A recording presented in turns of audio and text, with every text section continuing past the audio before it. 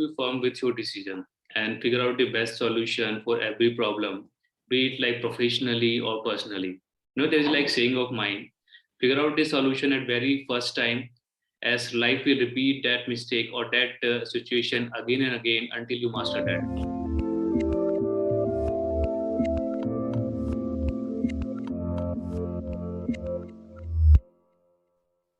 Hey everyone, this is Devin Miller here with another episode of The Inventive Journey. I'm your host, Devin Miller, the serial entrepreneur that's grown several startups into 7- and 8-figure businesses, as well as the founder and CEO of Miller IP Law, where we help startups and small businesses with their patents and trademarks. If you ever need help with yours, just go to strategymeeting.com, grab some time with us to chat, and we're always happy to help. Now, today we've got another great guest on the podcast, Nishu Sinha. And Nishu, just as a quick introduction, so studied his bachelor or got a Bachelor of Technology, graduated about 2016. In the last year of college, worked with a friend or with a company his friend was at on a development team doing some app development, software applications on phones, and then worked there for about a year as a student. And then out of college, decided to start his own app development business, which is what he is doing now. So with that much as a quick and concise introduction, welcome onto the podcast, Nishu. Thanks, Devin. First of all, thanks for pronouncing my name correctly. So I don't know that I pronounce it perfectly, but I pronounce it as good as I'm able to. So I'll take it as a win.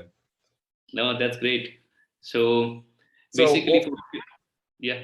Yeah, so maybe just said, so I just took your, a much longer journey and condensed it into the 30-second version, but maybe take us back a bit in time to when you were studying in college and getting your technology degree and how your journey got started there.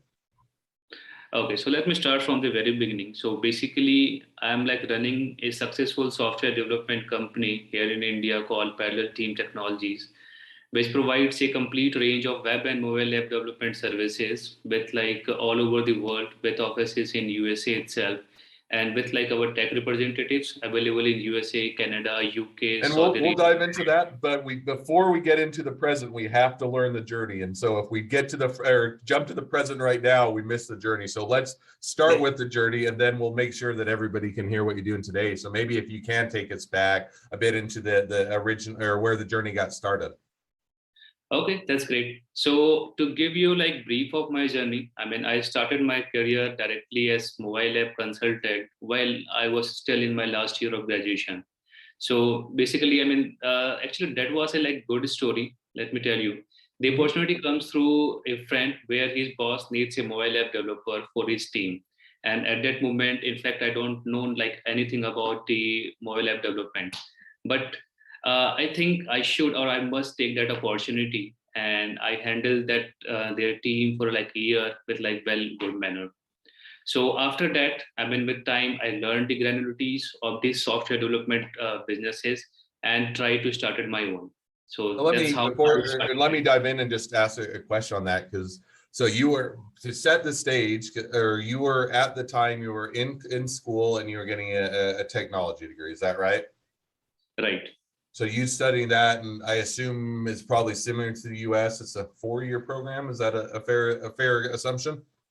Yeah, Bachelor of Technology is like 4-year program here. So you're doing that, and you studied it for about 3 years or so, and as you're getting to the end of your 4th year, you have your friend that comes along and says, "Hey, we're looking for a web development or an app development individual," and asked if you were looking or you were interested or you wanted to take that as an opportunity. Is that kind of how things got kicked off in that phase? Okay, so that's also a story. As I'm like pursuing my the last year of graduation, but my friend is like working with another company at that moment. So his boss is needed. He have the web development company, but he wanted to like shift or like to try the hands-on the mobile app development as well. So at that moment, he's like looking for the active developers who can like run their app development team there. So at that moment, approached me, and I go through all those requirements and studied all those things. And after studying all those things, I thought, let's give it a try. So I go for the meeting, and meeting them with them is like good. So I started my journey as there. So Now, one question because just there, when you were studying the technology degree, did you intend to go into app development, or what was kind of the initial trajectory? What did you have in mind as you're in school before this opportunity came along? see, if I'm talking about the education system in India, it's like the very generic. I mean, you cannot like go with like a specific direction in terms of mobile or in terms of web. So it's a very generic study in the colleges which we are up to on that, and still it's like going through that. So basically, if you have, I mean, if you have to like go for a particular direction, so you need to like go for like vocational courses there. So, I mean, at like very last stage, if I'm talking about the engineers in India, so basically they don't know which field they have to go. So basically they opt out. Either they go with the like what do you call? Let's suppose they are like hired with some company and they put it that person to a particular technology. So they are like referring to them. So very few of people are known which technology they wanted to pursue. So that's a very difficult question here, but I think I got my opportunity as in like first hand as in C to develop the mobile application. So I jumped into that direction. Got it. No, that makes sense. So now you're saying, okay, coming out, there's a lot of different paths that you could take. It's not necessarily it's defined. And so you're saying friend comes along, says, are you interested? You look into it a bit and you say, okay, something that I may be interested in, worthwhile to pursue. And are then looking and saying, okay, how do I get things kicked off or how to get things going? So you went in for the interview and, how did that go? Was it one where it was a matter of this is a good opportunity, or hey, I'm really excited, or especially if they're saying, hey, you don't have a lot of experience there. And so how did that kind of diving in or getting that going, you're exploring that, how did that initially kick off or go for you? Okay, so basically once you like end up your like college journey, so once you end up or like trying to like into the last year of graduation, so you are like actively looking for the jobs or the company which you can like hire. So specifically, I got an opportunity to talk with them, and I see this mobile app development is a like emerging industry at that moment. So specifically, I think in 2016 it is like already flourished market. So yeah, I mean many multiple companies, even the small startups, are like trying to like expand their development team there. So I spoke with them and studied the market, and after market study I got an opportunity to see that this mobile application or the mobile application industry itself is like huge opportunity for the like future upcomings. So it's just the thing I studied there. There are like lots of learning process involved in that, because if you go with the like development, I mean, see, with college going students, you cannot like specifically think in mind that they already have like all those technological aspects. They know about that coding. They don't. I mean, in fact, they know only the basics about all those things. So very few people or very few students have known to like very specific kind of technological domain at that moment.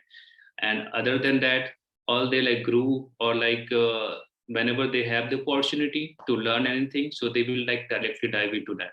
So I did that at the same moment. So the same thing, like it goes with the, I mean, you can like just flow with the time. Got it. No, and that makes sense. So now you're saying, okay, got into it, doing mobile app development. You worked with the company that your friend was at, and you did that for about a year or so. Now as you're finishing up the degree, you're coming out, you're graduating, and you're looking to see you. Now, what was the motivation or reason? Because I think, you at that point you decided to start your own business or do your own app development or firm or company, but what was the reason that you decided to go your own way as opposed to continuing out with the position you'd had at your friend's company? How did you kind of make that decision or come to that conclusion? Okay. So from the very beginning, it's like not even if I have like joined my college. So if I like took my journey, so from the very beginning, it's in my mind that I have to do some kind of businesses.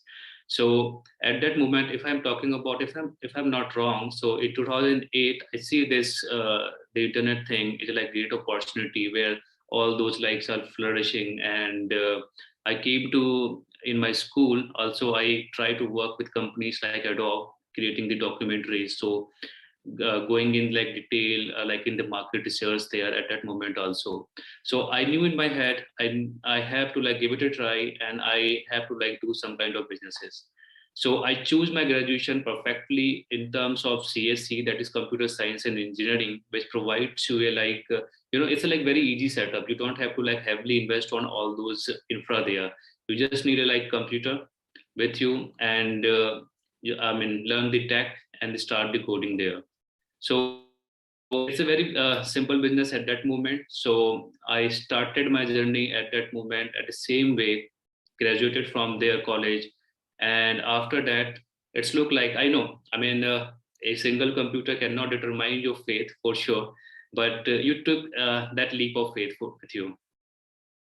Now, one question. So you take that leap of faith now, as you're taking that leap of faith, because it is always a different thing when you're getting into running a business. And yes, definitely understand. I can understand the tech, or I can, do the coding, or I can make the app, and I understand some of that. But there's a whole different aspect of how do I go about getting clients? How do I go about running the business, or hiring, or building a team, or anything of that nature? And so as you're kind of getting those figured out, how did that go? Was it something where you had clients and it was kind of out of their day one that you just had work banging down the door and you had lots of work coming in, or to take take you a period of time to kind of get your feet underneath you, or get some traction, or kind of how did that go for you? Okay, I mean, see, if I told you a story, I mean, see, once you are like already in the like already set of environment, it's like looks very pretty easy that you can like do the same thing in your company and you can start your own. But to be very frank, once you get into the environment where you need to build the infra from the very rough or very new, or from the very beginning, so it's like a complete new journey that you are going to begin. Okay, so I mean, as you told, I mean, all the aspect of business, be it design, development, sales, and marketing, all you have to do from yourself. Because initially, I don't think so. You will get a like good pool of the talent resources with you, because you are like very beginning state, and nobody will able to like figure it out what will be the next thing or the next opportunity working along with you. So that's the one thing, and okay, so. Just a second, please. Uh, okay, so I mean, to do all those things, you probably need a team, but it's very difficult to hire all those good resources at the like very beginning. So that's the one thing, and yeah, I mean, challenges are vast. I mean, see, if you are like a coder, you think, I mean, coding is the word. You can like give your client a potential custom things or whatever the client needs. But finding a client is like another specific task. So there is like the sales involved, but in the sales, how the people will able to figure it out or find you. So then there comes the marketing aspect. So in total balance, you have to balance the sales, you have to balance the marketing, you have to balance the operations, and you have to balance the developmental team. So it's like huge work which you as in like entrepreneur you have to like handle all those things. Now I'll ask and I think that all makes sense. I'll ask the same question I asked with the original one, which is, given all of that, how did it go when you started your own business? Was it one where you're able to figure those out? How did it take a lot of time? Was it a bumpy road, or how did it go for you? Sorry, I missed your question here. Yeah, I just said, so definitely understand that there's a lot of things that you have to figure out. My question was, is as you're starting your business, how did all of those aspects go? In other words, were you able to figure it out? Did it take you, a year or two to get things figured out and start to get clients and develop things? Was it day one you had lots of clients come in, or how did it actually go? Okay. See, when I started, I know like certain things. As I told you, I mean, with the beginning, I know how the sales do, how the marketing do, and how we can able to like figure out the best solution for each particular problems. But the problem here, I mean, we do have the like development team. I started to I mean, on initial level, I think we have started with like pool of the interns or the freshers, and with like one level up the senior resources with them. So that's the kind of the strategy we have for the development. And now I'm like literally focused on the sales, because you cannot like do marketing at the same time. So getting the client first, you need to find that client as well. So finding that client, then approaching, then all those process. So we got a like big break there. So from the USA itself, I got a client. So he's like still connected with us, and right now we are like more as in like family members. So it's been like 6 or 7 years we have known for each other. So started with them, then we got the fund, then we started or like expanding all those things as well. So now after the sales with like one client, I mean, see, in like early startup, it's very simple. I mean, if you like go with the like strategy, if you have like enough fund to survive for like 3 months or 4 months, you think it's like good. So you don't, I mean, you don't put like literally much more efforts to like go all those three things. But once all those funds like about to scared, about to finish, then you actually start working on that. So initially that comes where you need to like a regular plan. So we learned that fact and started our marketing approach there, and that's how we need to like build a team for like doing all those things. Got it. No, that makes sense. So now as you got that started and get some of those things figured out and get the business up and running, you've been in it now. I think that was 2017, 2018-ish that you got the business running. How is it, or where, or kind of give us an idea where are things at now? Have you brought on team members? Are you continuing to grow? Where you kind of see things headed, or where's the business headed? I mean, in 2016, I have started my business. So it's like literally, it's like a roller coaster journey. So basically, we started with one client and now delivering their product. First priority, I mean, once you get the client, so the first priority is like delivering their product. But once you're involved in that, then there is like major aspect which left, that is the sales and marketing. So you are like left with all those points. So again, so like juggling between the development and the sales and marketing is the difficult choice. So I think in 2016 we try to like focused on like a very few client for initial 1 and 2 years, not like going with like further directions. So 1 and 2 clients we stick with them.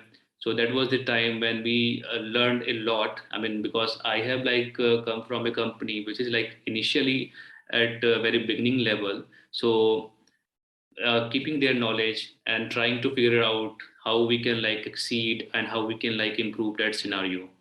So all those things, after like a year, we came to know. I mean, we utilize several developmental tools or the project management tools to manage our like developmental works, and at the same time figure out the different channels from we can like acquire new clients and different way out to provide the client a better satisfaction from which they can rely onto us.